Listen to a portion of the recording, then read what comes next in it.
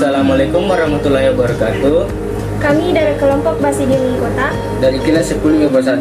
Di video ini, kami akan memaparkan materi beserta penjelasannya mengenai jamur Basidium Micota. Halo semuanya, perkenalkan nama saya Muhammad Fahri Raffi. Saya menjelaskan ciri-ciri Basidium Micota. Hai teman-teman, perkenalkan nama saya Muhammad Falisai. Saya menjelaskan cara hidup Basidium Micota. Hai penonton, nama saya Nadine Biandini Irwan. Saya menjelaskan reproduksi jamur Basidium Micota.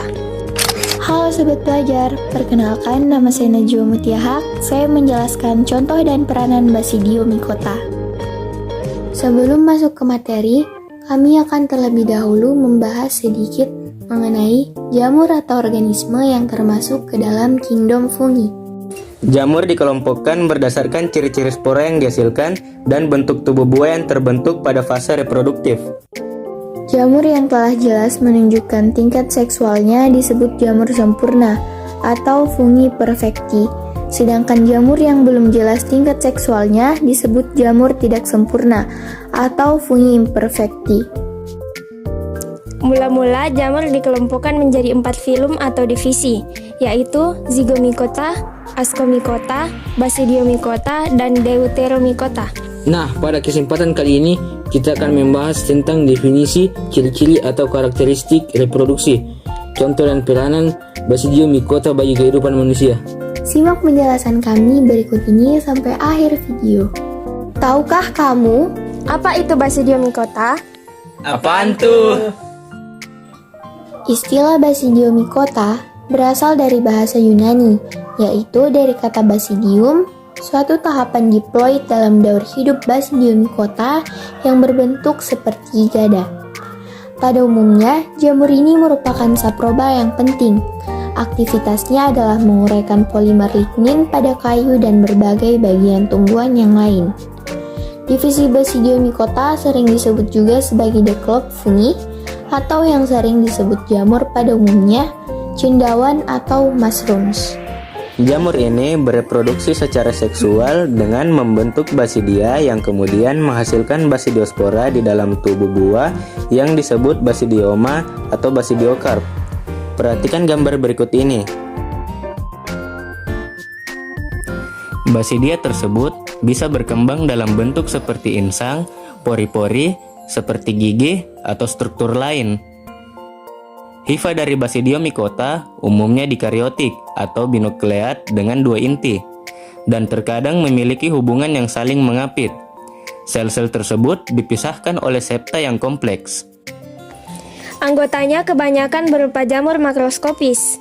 Kelompok ini memiliki miselium yang bersekat dan memiliki tubuh buah atau basidiokarp yang panjang, berupa lembaran-lembaran yang berliku-liku atau bulat. Jamur ini umumnya hidup saprofit dan parasit, umumnya berkembang biak secara aseksual dengan konidium. Setelah mengetahui definisi dari Basidium Micota, saya akan menjelaskan tentang ciri-ciri dari jamur Basidium Micota itu sendiri. Yang pertama yaitu multiseluler. Multiseluler adalah organisme yang terdiri dari banyak sel. Yang kedua, bersifat saprofit atau parasit pada organisme lain dan mikoriza. Saprofit merupakan bakteri yang makanannya berasal dari sisa-sisa makhluk hidup yang telah mati atau membusuk, dan mikoriza adalah cendawan yang bersimbiosis dengan tumbuhan. Yang ketiga, semua anggota divisi Basidium Micota berhabitat di darat. Merupakan jamur makroskopis, dapat dilihat langsung dan mempunyai ukuran besar. Mempunyai tubuh buah yang bentuknya seperti payung yang terdiri dari bagian batang dan tudung. Pada bagian bawah tudung, tampak adanya lembaran-lembaran atau bilah yang merupakan tempat terbentuknya basidium. Tubuh buah pada jamur disebut basidiokarp. Yang ketujuh, warna tubuh buah beraneka ragam atau berwarna-warni.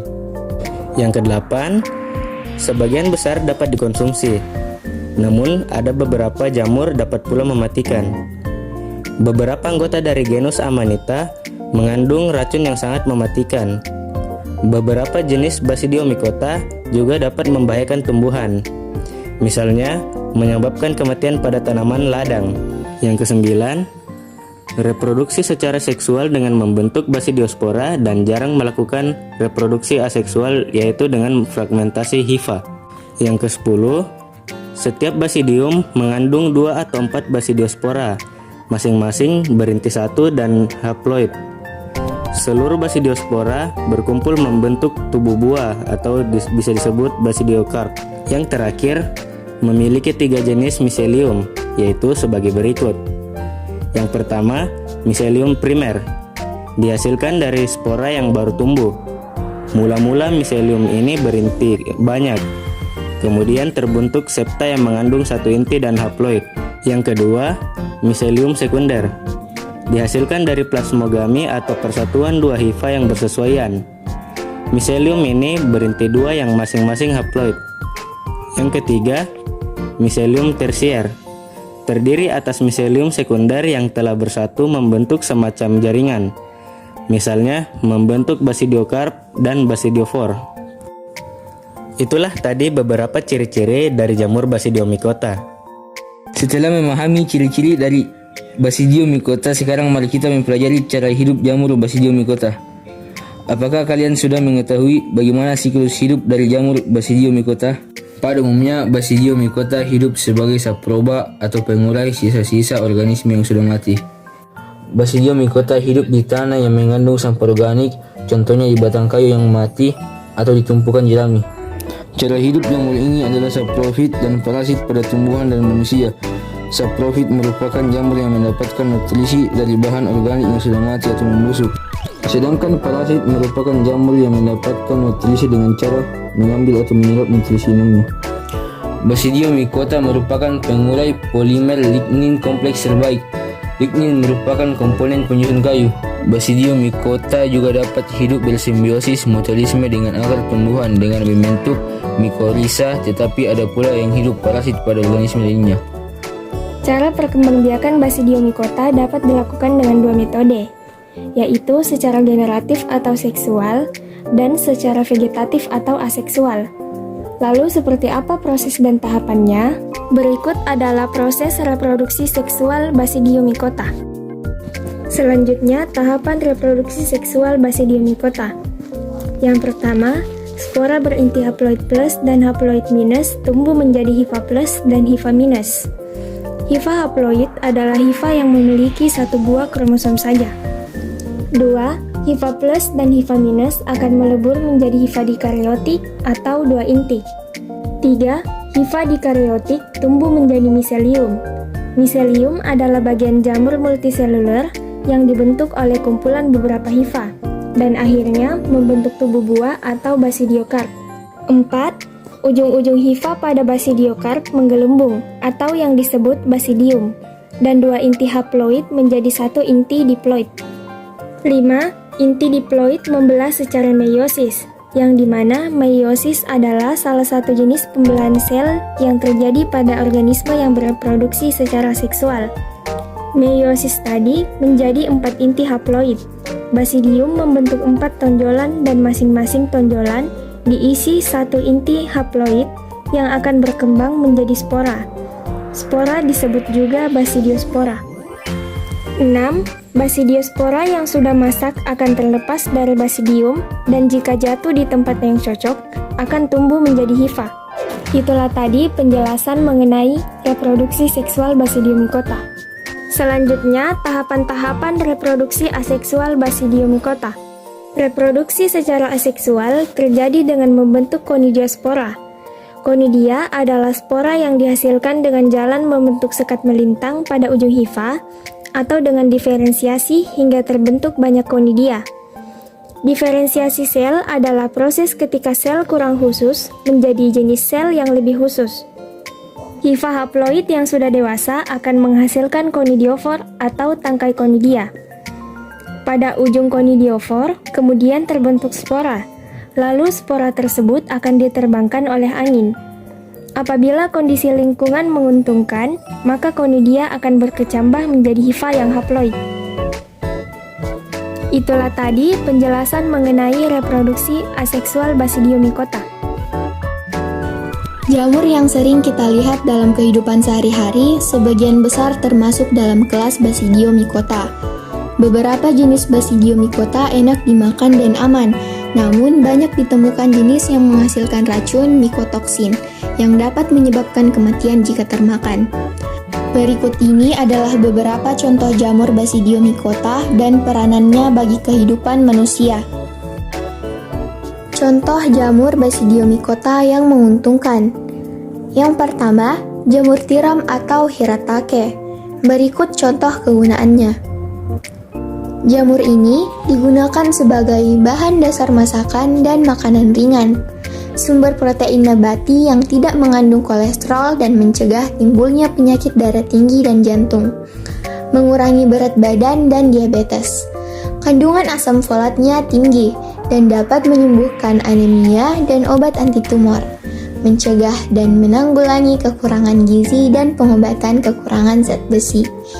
Wah, jamur ini benar-benar bermanfaat untuk kesehatan kita ataupun untuk bahan dasar makanan. Yang kedua adalah jamur kuping. Berikut contoh kegunaannya. Jamur ini banyak dipakai untuk masakan. Dapat dibuat sebagai sari buah dan jamur kuping, kuah jamur kuping, dan sebagainya. Lendir yang terkandung di dalamnya berkhasiat untuk menetralkan senyawa berbahaya atau beracun yang terdapat di dalam bahan makanan. Juga mampu membuat sirkulasi darah lebih bebas bergerak dalam pembuluh jantung. Yang ketiga adalah jamur kancing atau campignon. Contoh kegunaannya sebagai berikut. Jamur kancing segar, bebas lemak, bebas sodium, serta kaya vitamin dan mineral seperti vitamin B dan potasium. Selain sebagai sumber protein nabati, juga dapat mengurangi resiko penyumbatan pembuluh darah koroner pada penderita penyakit hipertensi dan jantung akibat kolesterol. Jamur ini juga dimanfaatkan sebagai bahan baku kosmetik dan formula obat penghalus kulit. Yang keempat adalah jamur merang. Contoh kegunaannya sebagai berikut. Sebagai bahan dasar masakan dan makanan ringan, kandungan antibiotiknya berguna untuk pencegahan penyakit anemia, menurunkan darah tinggi, dan pencegahan penyakit kanker. Iritadenin dalam jamur merang dikenal sebagai penawar racun. Selanjutnya adalah peranan Basidiomycota yang menguntungkan. Karena banyak manfaatnya, jenis-jenis jamur di atas banyak dibudidayakan. Beberapa keuntungan budidaya jamur yaitu: yang pertama, melalui pemanfaatan bahan-bahan limbah di sekitar kita akan menjadi lingkungan kita bersih, indah, dan sehat. Yang kedua, budidaya jamur dapat diusahakan tanpa menggunakan lahan yang luas. Dan yang ketiga, produk jamur dapat dimanfaatkan untuk menambah gizi atau menu, serta dapat menambah pendapatan keluarga. Yang terakhir adalah kompos bekas media tanam dapat langsung digunakan untuk pupuk kolam ikan, makanan ikan, dan untuk memelihara cacing. Selanjutnya adalah contoh dan peranan Basidiomycota yang merugikan. Yang pertama adalah Amanita muscaria. Jamur ini memang terkenal sangat beracun karena dalam 2-3 jam setelah menghirup jamur ini dapat terjadi diare, vertigo, koma, muntah, dan beberapa efek lainnya. Pada bagian tubuh buah dari jamur ini terdapat senyawa asam ibotenat dan muscimol yang bersifat halusinogen dan psikoaktif. Senyawa tersebut dapat mempercepat mengganggu sistem saraf, denyut jantung, mulut kering, dan halusinasi. Yang kedua adalah Pucina graminis atau jamur karat. Jamur ini tidak mempunyai basidiokarp, hidup parasit pada rumput, gandum, murbei, dan lain-lain. Miselium jamur ini tidak menelusup jauh dari tempat infeksinya dan membentuk bercak seperti karat, sehingga disebut jamur karat. Yang terakhir adalah Ustilagomaides. Jamur ini cendawan penyebab penyakit gosong bengkak pada jagung. Cendawan ini merupakan dimorfik, artinya dalam siklus hidupnya dapat terjadi dua bentuk. yaitu membentuk sel kamir dan membentuk miselium.